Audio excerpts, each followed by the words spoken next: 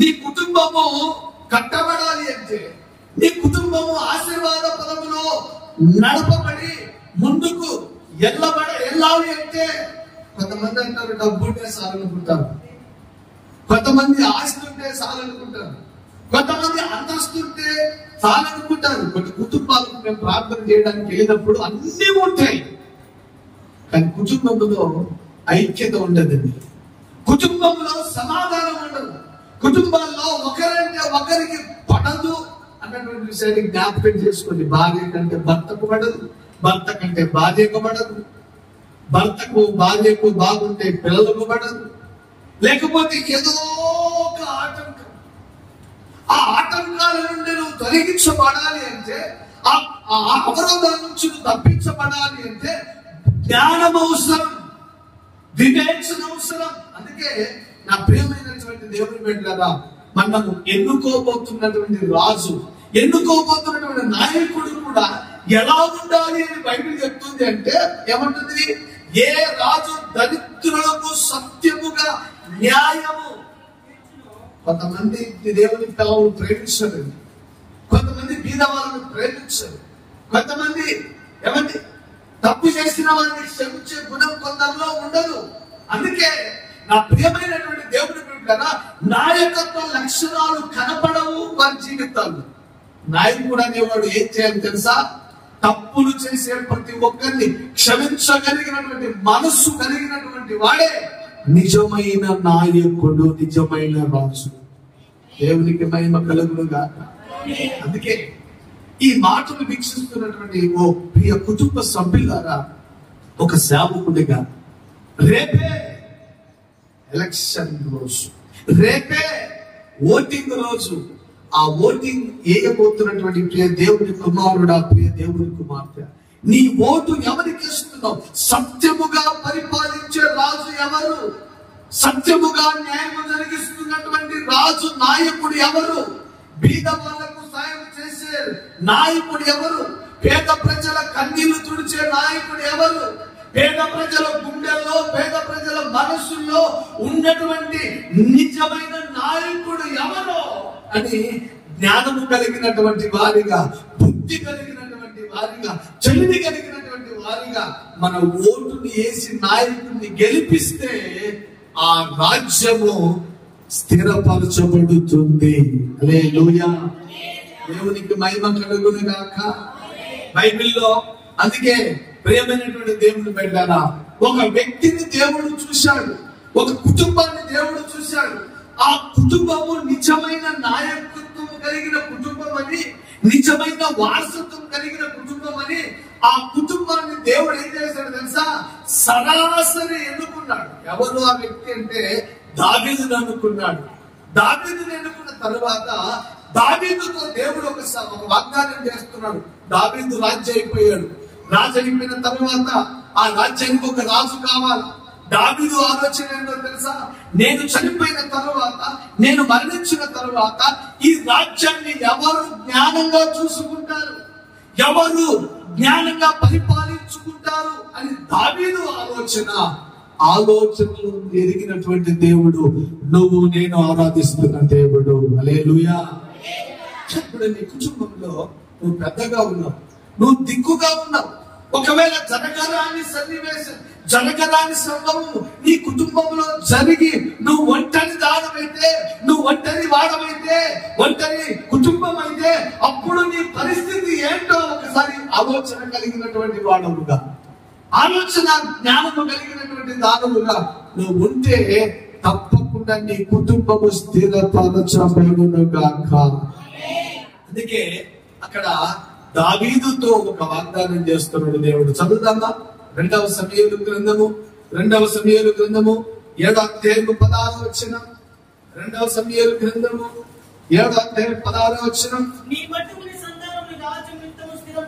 దావీదుతో దేవుడు వాగ్దానం చేస్తున్నాడు. దావీదా, ఓ దావీదా, నువ్వు అనుకుంటున్నావు నువ్వు ముసలోడు అయిపోతున్నావు, నీ రాజ్య పరిపాలన క్షేమంగా జరిగింది, ఆశీర్వాదకరంగా జరిగింది, స్థిరపరచబడేదిగా జరిగింది. నా తదనంతరము ఈ రాజ్యాన్ని ఎవరు చూసుకుంటారు, ఈ పరిపాలన ఎవరు చేస్తారు ప్రజలు ఎన్నుకుంటారు, కానీ జ్ఞానము కలిగినటువంటి వాడుగా ఉన్నటువంటి వానికే రాజ్యం స్థిరపరచబడుతుంది. దేవునికి మహిమ కలుగును గాక. డబ్బున్నంత మాత్రాన, అధికారం ఉన్నంత మాత్రాన, బలం ఉన్నంత మాత్రాన, బలగం ఉన్నంత మాత్రాన ఒక ఆయన అనుకున్నాడట, మా చిన్న ఆయన పిల్లలు ఉన్నారు, మా పెద్ద ఆయన పిల్లలు ఉన్నారు, మా అత్త పిల్లలు ఉన్నారు, మా చెల్లెలి పిల్లలు ఉన్నారు, మా అమ్మ పిల్లలు ఉన్నారు, మా నాన్న పిల్లలు ఉన్నారు, మేమే ఒక సంఘముగా కూర్చొని ప్రార్థన చేసుకుంటాం, ఒక సంఘం పెడదాం అనుకున్నాడు. ఎవరు? ఒక అతను కూర్చొని ప్రార్థన చేయడం మొదలు పెట్టాడు. కూర్చొని వారం అయింది, అందరు వచ్చారు. 2వ వారం అయింది, అందరు వచ్చారు. 3వ వారం అయింది, అందరు వచ్చారు. ఇక 4వ వారం నుంచి ఫోన్లు చేయడం మొదలు పెట్టారంట. ఒరే నేను రాలేదు లేదా, మమ్మే నేను రాలేదు. ఏమంటే బంధువులను నమ్ముకొని సంఘాన్ని పెట్టడం కాదు, బంధువులను నమ్ముకొని నాయకుడు కావడం కాదు. అందుకే ఆ నాయకత్వ లక్షణాలు నీకు ఎలా వస్తాయి అంటే, నువ్వు ఎప్పుడైతే అందరితో సమాధానంగా, అందరితో సత్యముగా, అందరితో సౌఖ్యముగా, తేడాలు లేకుండా, భేదాలు లేకుండా, నీ సంఘాన్నైనా, నీ కుటుంబాన్నైనా, నీ రాజ్యాన్నైనా, నీ నాయకత్వంలో ఉన్నటువంటి వారితోనైనా నువ్వు న్యాయంగా, నమ్మకంగా ఉంటే, నీ నమ్మకత్వాన్ని బట్టి, నీ న్యాయాన్ని బట్టి సంఘమైన, కుటుంబమైన, రాజ్యమైన స్థిరపరచబడుతుంది. దేవునికి మహిమ కలుగును గాక. ఒకవేళ నువ్వు అన్యాయం చేసేవాడు అనుకో, నువ్వు తప్పు చేసేవాడు అనుకో, నువ్వు మోసం చేసేవాడు అనుకో, నువ్వు అక్రమం చేసేవాడు అనుకో, నీ కుటుంబానికి ఎంత డబ్బులు ఇచ్చినా, ఎన్ని సరుకులు తెచ్చినా, ఎన్ని చీరలు పెట్టినా, ఎన్ని బట్టలు తెచ్చినా, ఎన్ని నగలు తెచ్చినా, ఎన్ని ధనధాన్యాలు ఇచ్చినా నీ కుటుంబంలో సమాధానం ఉండదు అన్న విషయాన్ని జ్ఞాపకం చేసుకో.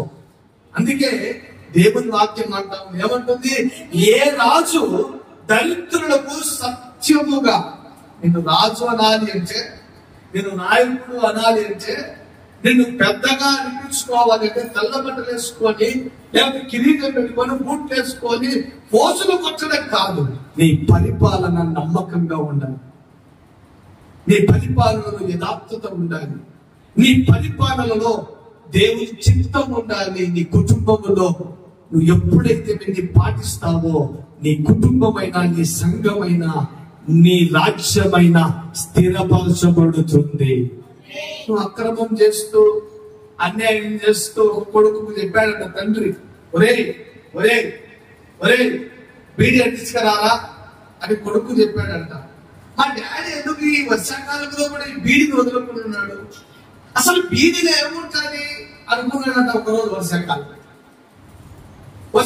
వచ్చింది, మా డాడీ ఎందుకు ఎప్పుడు బీడీ వదులుకున్నాడు, అసలు వర్షాకాలంలో కూడా మా డాడీ బీడీ ఎందుకు వదులుకున్నాడు అని ఒకరోజు వర్షాకాలంలో బీడీ అని పీకడం మొదలు పెట్టాడంట. ఓహో, ఇంత మజా ఉందా అని ఊపిరితిత్తులు పోయేంత వరకు పీకుతూనే ఉన్నాడంట. ఏంటి బీడీ పీకుతున్నాడు. ఒకరోజు తండ్రి దగ్గరకు వచ్చాడంట, డాడీ నాకెంతో లోపల దగ్గుతో మొదలైంది డాడీ, దగ్గుతో మొదలైనటువంటిది అది టీవీగా తయారైంది. ఎవరి వల్ల వచ్చింది టీవీ? ఎవరి వల్ల వచ్చింది?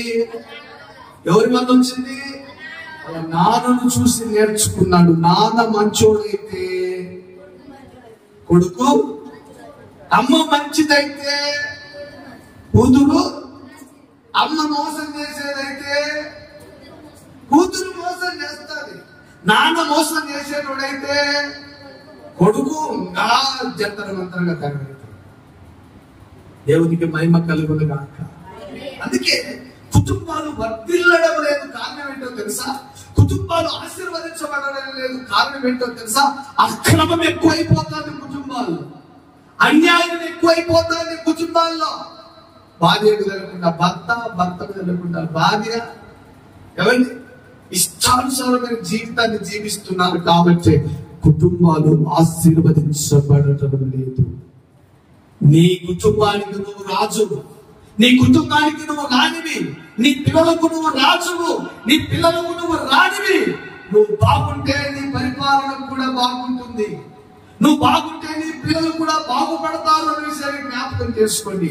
దేవుడు అంటున్నటువంటి మాట, ఏ రాజు దరిద్రులకు సత్యముగా న్యాయము తీర్చునో ఆ రాజు సింహాసనం నిత్యము, ఎవర్ లాస్టింగ్, ఎవ్రీ డే, ప్రతిరోజు ఆనందమే కాపుచున్నది. ప్రతిరోజు ఆనందమే ఆ రాజ్యము, ప్రతిరోజు ఆనందమే ఆ మనసులో ప్రేమైనటువంటి దేవుడు పెట్టారు. కల్మషం పెట్టుకుంటే నిద్ర రాదు, పాపం లోపల పెట్టుకుంటే నిద్ర రాదు.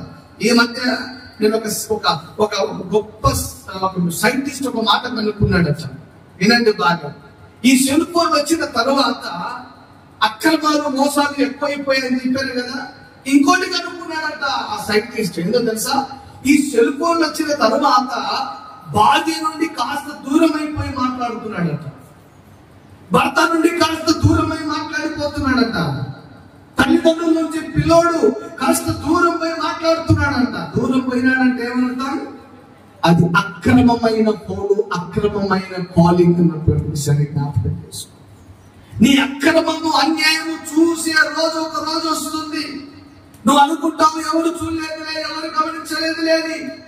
రాజుగా నిన్ను చేశాడు కాబట్టి, నాయకుడిగా నిన్ను తీర్చాడు కాబట్టి, నువ్వు సరైనటువంటి పరిపాలన చేస్తేనే నీ రాజ్యము స్థిరపరచబడుతుంది, లేకపోతే కుప్ప కూలిపోతుంది. ఓటైపోతున్నాం మనం, రేపు ఓటైపోతున్నాం. మన రాజ్యము స్థిరపరచబడాలి, మనకు మంచి నాయకుడు కావాలి అంటే మనం వేసే ప్రతి ఓటుకు ఒక విలువ ఉంటుంది. ఆ ఓటును బట్టి మంచి నాయకుడు, ప్రజలను ప్రేమించే నాయకుడు రాబోతున్నాడు, బీదలను ప్రేమించే నాయకుడు రాబోతున్నాడు, పిల్లల చదువు పట్ల దృష్టి నిలిపి వారికి సహాయం చేసే ఒక నాయకుడు, నిజమైన నాయకుడు రాబోతున్నాడు అన్న విషయాన్ని జ్ఞాపకం చేసుకుని, పేదలను ప్రేమించే నాయకుడు కావాలి, బీదను దగ్గరగా చేసుకునే నాయకుడు కావాలి, తల్లులను, వృద్ధాప్య తల్లులను ప్రేమించగలిగినటువంటి నాయకుడు మనకు కావాలి, ప్రేమైనటువంటి దేవుని పెట్టారా. అందుకే ఈ విషయాన్ని గమనించి దావీదుతో దేవుడు అంటున్నాడు, దావీదు బాధపడిపోతా ఉంటే, దావీదు నువ్వు భయపడవద్దయ్యా, నువ్వు చనిపోబోతున్నావు కదా, నువ్వు ముస్లిం వాడే అయిపోతున్నావు కదా, నేను నీకు ఒక వాగ్దానం ఇస్తున్నాను. ఆ వాగ్దానం ఏంటంటే నీ మట్టుకు నీ సంతానమును నీ రాజ్యమును నిత్యము స్థిరమగును గాక. ఆమె చెప్తాం, ఆమె చెప్తాం. మన జీవితాల్లో మనం తీసుకునే ప్రతి తీర్మానాన్ని బట్టి మనం ఆలోచిస్తా ఉంటాం, నా తర్వాత నా కొడుకు నా లెక్కనే వాక్యం చెప్పాలి, నా తర్వాత నా కొడుకు నా లెక్కనే హుందాగా సంపాదించాలి, నా కొడుకు నా తర్వాతనే బాగా బతకాలి అని అనుకుంటున్నాం. ఆ వాక్యము, ఆ మాట నెరవేర్చబడాలి అంటే నువ్వు ఇప్పుడున్నప్పుడే అన్ని విషయాల్లో జాగ్రత్తగా ఉంటే, ఆ వాక్యము వాగ్దానం చేసిన దేవుడు నమ్మదగిన వాడు కాబట్టి ఒకరోజు నీ వాగ్దానాన్ని దేవుడు నెరవేరుస్తాడు. అందుకే దావీదు అంటున్నాడు, ఏమంటున్నాడు తెలుసా? భయపడవద్దు దావీదు, నీ మట్టుకు నీ సంతానమును నిత్యము స్థిరమగును. దేవుడు వాగ్దానం చేశాడు, దేవుడు ఒక ప్రార్థన చేశాడు దావీదుతో, దావీదు నువ్వు భయపడవద్దు. నీతో ఏ వాగ్దానం చేశాడు దేవుడు నీకు ఏ వాగ్దానం ఇచ్చాడో ఆ వాగ్దానం నెరవేర్చబడాలి అంటే దేవుని హత్తుకొని జీవించాలి. దేవుని మాట కోసం, దేవుని ఆలోచన కోసం, దేవుని ప్రియమైనటువంటి దేవుని బిడ్డరా, దేవుని ఆలోచన కోసం నువ్వు ఎదురు చూడాలి. అప్పుడే. అందుకే ఒక మాట చదువుదామా? కీర్తన గ్రంథంలో ఒక మాట ఉంది, ఏమనంటే 33వ అధ్యాయం 9వ వచనం. కీర్తన గ్రంథం 33వ అధ్యాయం 9వ వచనం.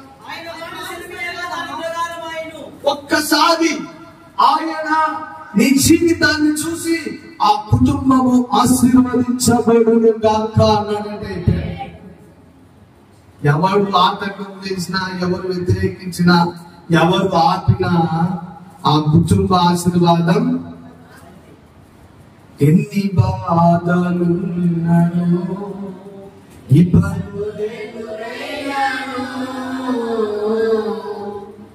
ఎంత కష్టం వచ్చినా,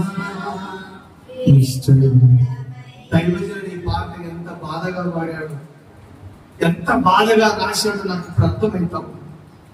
ఎంత కష్టం వచ్చినా, ఎంత కష్టం అనుభవించాడు, ఎంత నష్టం వచ్చినా ఎంత నష్టం అనుభవించాడు. నిష్ఠూరం ఎదురైనా నీ మాట ప్రకారం నేను ముందుకెళ్తానన్నయ్యా. నిజంగా మన జీవితాల్లో ఈ పాట ధైర్యంగా పాడుకోగలమా? ఒకసారి భయపడిపోతా ఉంటాం, ఒకసారి అధైర్యపడిపోతాం, ఒకసారి భయపడిపోతా ఉంటాం. నిజంగా పాటనే కదా నాకేంటి అని నువ్వు అనుకుని ఉండవచ్చు, కానీ పాటలో అంతర్యాన్ని గ్రహించగలిగి నువ్వు పాట పాడితే విజయము నీ వెంట ఉంటుంది. దేవునికి మహిమ కలుగునుగాక. ఆ కీర్తనకారుడు ఏమంటాడు? 33:9 వచ్చిన ఆయన మాట సెలవేయక దాని ప్రకారము ఆయన ఆజ్ఞాపింపగానే కార్యము స్థిరపరచబడెను. ఈరోజు ఒక మాట ప్రార్థన చేయాలి. ప్రభువా నా కుటుంబం స్థిరపరచబడాలి, నా కుటుంబం ఆశీర్వదించబడాలి. నువ్వు ఎంతసేపు అప్పులు కట్టాలి, ఆరోగ్యం బాగుండాలి, ఆశీర్వాదం రావాలి, మొట్టలు రావాలి, బైకులు రావాలి, కార్లు కావాలి. ఇది కాదు ఆశీర్వాదం. ఏం కావాలి కోరుకోవాలా? నా కుటుంబము నిత్యము నీ సన్నిధిలో స్థిరపరచబడాలి. లేదు చెప్తాము సార్, చెప్తాము సార్. అప్పుడు మొదటి రాజుల గ్రంథము 2వ అధ్యాయం 12వ వచనానికి వచ్చేసరికి, మొదటి రాజుల గ్రంథము 2వ అధ్యాయం 12వ వచనానికి వచ్చేసరికి, అప్పుడు సొలొమోను తన తండ్రి అయిన దావీదు సింహాసనం మీద ఎప్పుడో దేవుని మాట మీద ఆధారపడినప్పుడు, నీ సొంత ఆలోచనలు కాదు, నీ సొంత జ్ఞానం వల్ల కాదు. అందుకే పాటలు ఏముంది? నా సొంత ఆలోచనలే కలిగించాయి, నా సొంత ఆలోచనలే కలిగించే నష్టము. నీ ఆలోచనలే, తర్వాత నీ ఆలోచనలే నాకు క్షేమమాయనయ్యా. నా ఆలోచనలు నష్టాన్ని కలిగించాయి, నీ ఆలోచనలు నాకు క్షేమాన్ని కలిగించాయి. దేవునికి మహిమ కలుగునుగాక. ఎప్పుడంట?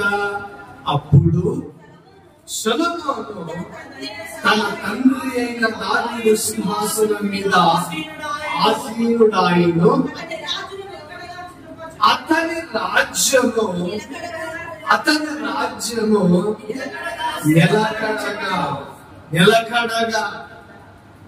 నిలకడగా చేసినటువంటి దేవుడు. నాయకుడు ఉండవలసినటువంటి లక్షణాలు ఏంటి అంటే, ఒకటి, బీదలను ప్రేమించే నాయకుడిని ఎన్నుకోవాలి, బీదలకు సాయం చేసే నాయకుడిని ఎన్నుకోవాలి, పేద ప్రజల కష్టాన్ని ఎరిగినటువంటి నాయకుడిని ఎన్నుకోవాలి, పేద ప్రజల గుండెల్లో ఉన్నటువంటి నాయకుడిని ఎన్నుకోవాలి. ప్రియమైనటువంటి దేవుని పెట్టారు. అందుకే ఒక మాట బైబిల్లో ఏమంటారంటే, ఒకసారి చదువుతాను. మీకా గ్రంథము 2వ అధ్యాయము 13వ వచనం. మీకా గ్రంథము 2వ అధ్యాయం 13వ వచనం. ప్రాకారములు పడగొట్టువాడు వారికి ముందుగా పోవును. చూడండి, అపవాది సాతానుడు కొన్ని ప్రాకారాలు వేస్తుంటాడు, కొన్ని ఆటంకాలు అవరోధాలు కలిగిస్తుంటాడు. వాటిని అన్నిటిని పడగొట్టగలిగినటువంటి నాయకుడు ఎక్కడ ఉంటాడంట? కుటుంబానికి నష్టం వచ్చింది, అమ్మా కుటుంబానికి కన్నీరు వచ్చింది, నువ్వు ఎంతమంది నాకేంటి అనుకునేవాడు కాదు నాయకుడు. ఆ కుటుంబం నాది, ఆ బిడ్డలు నా వాళ్ళు, ఆ కుటుంబం నాది, ఆ బిడ్డలు నా సొంత రక్తము కంటే ఎక్కువని ఆ కుటుంబం కొరకు ప్రాణం పెట్టేవాడే నిజమైన నాయకుడు. అందుకే ఏముంది అక్కడ? ప్రాకారములు పడగొట్టువాడు వారిని ముందుగా పోవును, వారు కుటుంబములు పడగొట్టి దాని ద్వారా దారిపోదురు. ఎక్కడుంటాడు రాజు? ఎక్కడుంటాడు నాయకుడు? పెద్దవాడు ఎక్కడుంటాడు? అయిపోయిందిలే నీ బతుకు, నీ కుటుంబం అయిపోయిందిలే, నాకు సాధ కాదని కొంతమంది భర్తలు అంటుంటారు, ఈ కుటుంబాన్ని సాకలేను, ట్రైన్ ఎక్కి సాధువానై పోతాను. ఏమైపోతాడంట? సాధువైపోయినంత మాత్రాన నువ్వు సుఖంగా ఉంటావా? కుటుంబాన్ని నుంచి రైలు ఎక్కిపోతే ఆనందంగా ఉంటావా? రాజా జ్ఞాపకం చేసుకో, కుటుంబం పెద్ద జ్ఞాపకం చేసుకో. భయపెడతా ఉంటారు కొంతమంది భార్యలు, అన్ని నేనే చేసి పెట్టాలా, అన్ని నేను లేకుంటే నువ్వు లేకుంటే ఏమైతే పోయేది నీ కుటుంబమే, కాలేజీ నీ భర్త గడిపే, కాలేజీ నీ పిల్లల గడిపే. ఒక ఆమె అడుగుందంట, అన్నం ఒక్కటి చేసి పెడతా మధ్యాహ్నానికి, పప్పు చేసి పెట్టాడు, ఏమైతుందో చూద్దాం. సర్లే భర్త పోయినాడంట టౌన్ దాకా పోయేస్తానే ఎట్టదో చూసి వస్తాను టౌన్ లేకపోయినాడు. పోయి నిజంగా పప్పు చేసి పెట్టిండదని చపాతీ గుడ్డు రోస్ట్ తిన్నాడంట.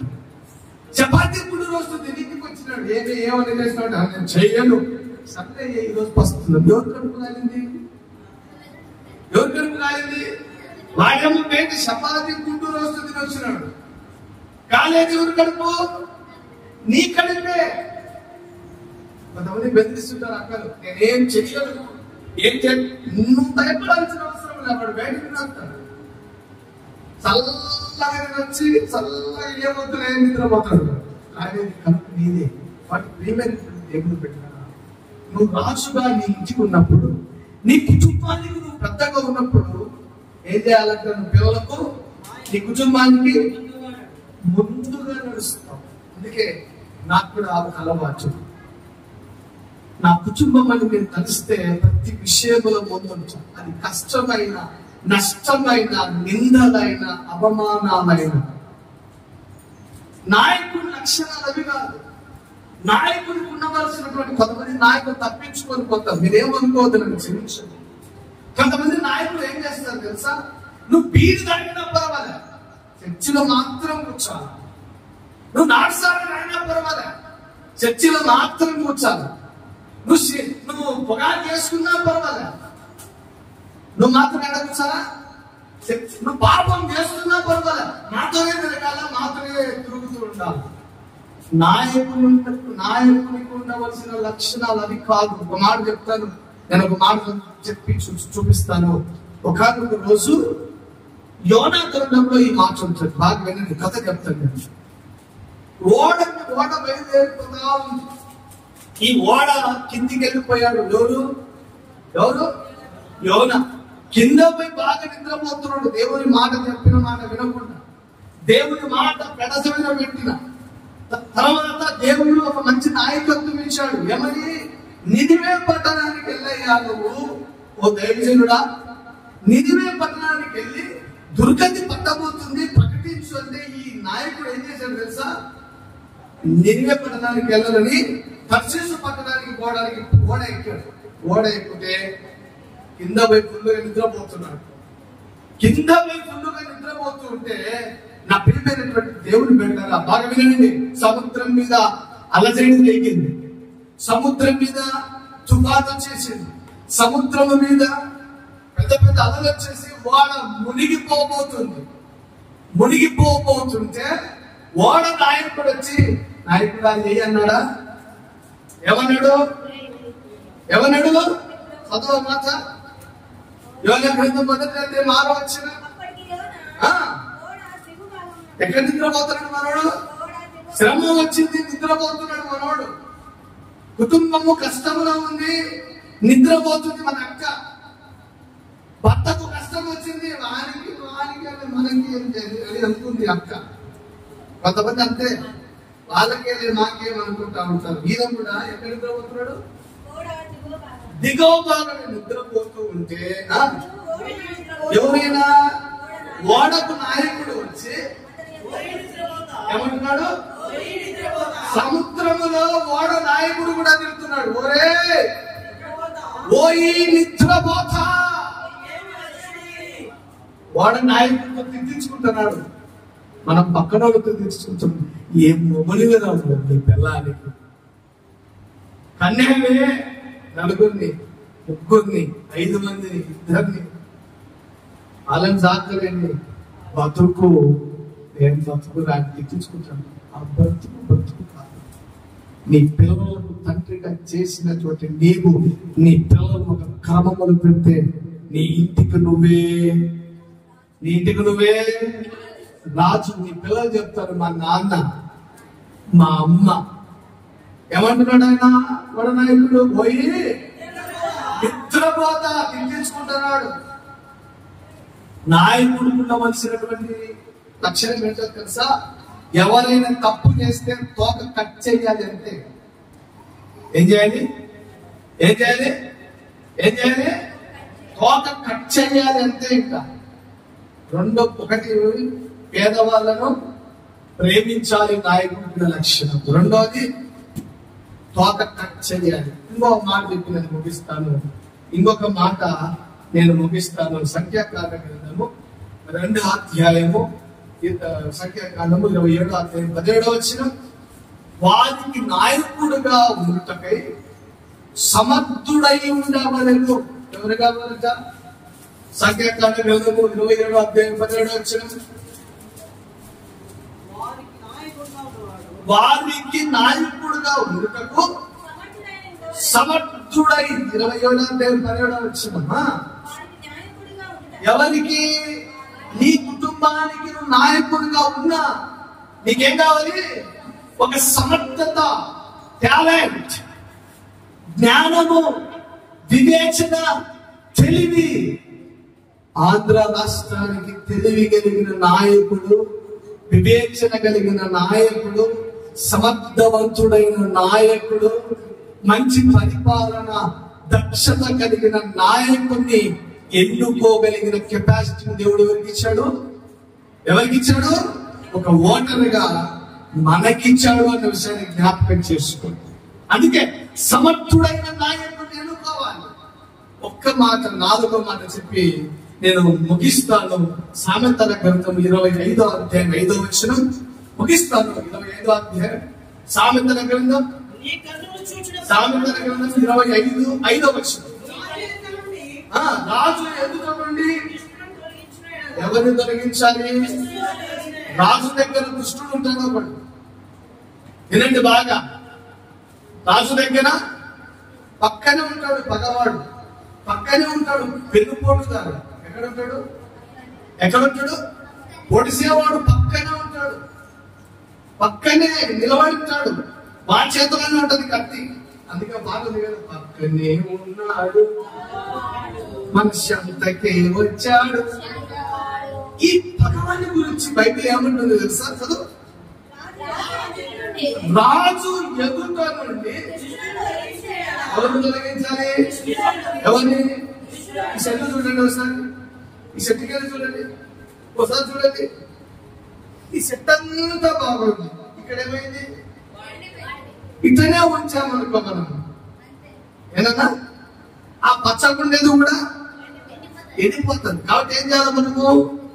ఈ ఎండిపోయిన దాన్నంతా, అదే అర్థం దాంట్లో ఏమనుంది?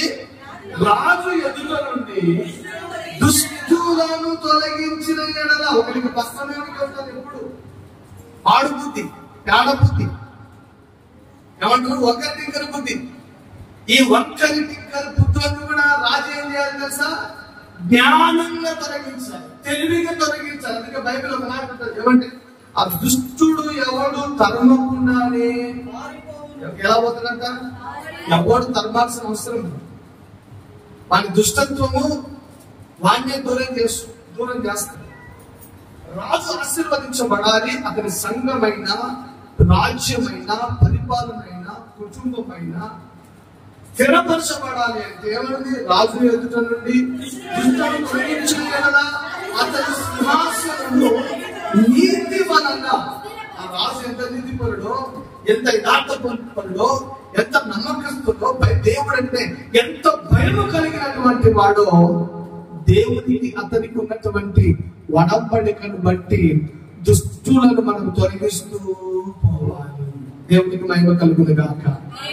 అదే వచ్చిన బైబిల్ ఏమంటారు తెలుసా? చూడండి అమ్మా, చూడండి. నీ కన్ను చెడ్డదైతే నీ ఒక కన్ను చెడ్డదైతే దాన్ని ఏం చేయాలంటాను? ఏం చేయాలి? ఏం చేయాలి?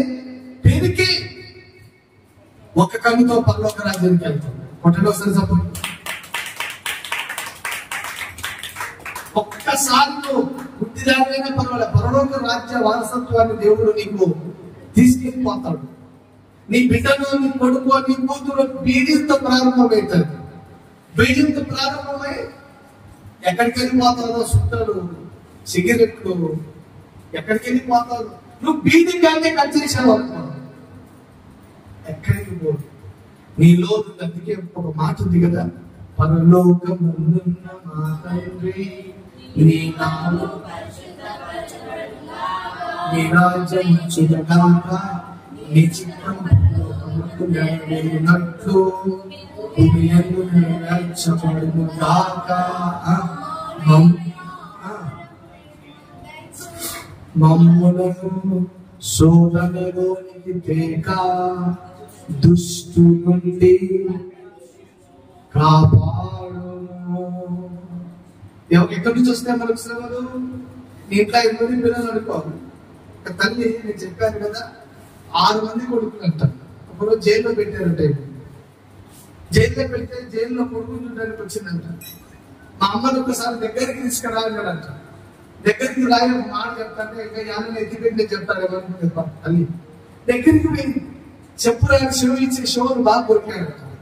జైలధికారులు కొట్టారంట. ఏం రాని ఎవరో షో కొరికాడు ఎందుకంటే మా అమ్మ నన్ను దొంగగా మార్చింది, మా అమ్మ నన్ను అంతకుడిగా మార్చింది, ఈ రోజు జైల్లో ఉండడానికి కారణం నేను కాదు. ఎవరు? మా అమ్మ. ఎందుకురా అంటే చిన్నప్పుడు నేను ఒక పుట్టు దొంగతనం చేసుకొని వస్తే ఆమ్లెట్ చేసిందంట. ఏం చేసింది? ఆమ్లెట్ చేసింది. మళ్ళీ కొద్ది రోజులు అయినాక కోడిని దొంగతనం చేసింది, చికెన్ పకోడా చేసింది. మళ్ళీ కొద్ది రోజుల తర్వాత డబ్బును దొంగతనం చేసి దొంగలించి వస్తే బ్యాంకులో వేసింది. ఈ రోజు పెద్ద దొంగలని నేను వేరే దానికి పోతే చిక్కాను, కారణం మా అమ్మనే. నా ప్రియమైనటువంటి దేవుని పెట్టిన అందుకే బైబిల్ అంటుంది, బాలుడు నడవలసిన త్రోవ నేర్పించాలి. మొదటి తల్లి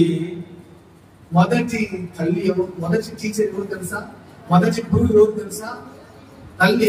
పిల్లలకు మొదటి గురువు, మొదటి తల్లి ఎవరు అంటే, మొదటి గురువు ఎవరంటే తల్లి. నా ప్రియమైనటువంటి దేవుడు పెట్టారా, తల్లిగా ఉన్నావో తండ్రిగా ఉన్నావో నీ పిల్లలకు క్రమం నేర్పిస్తే అక్రమ మార్గంలో పడిపోకుండా ఉంటారు. ఒక మంచి నాయకుడిగా, ఒక మంచి రాజుగా నీ బిడ్డ తయారవుతాడు. అటు కృప దేవుడు నీకు, నీ కుటుంబానికి దయచేయుగాక. ఓకే.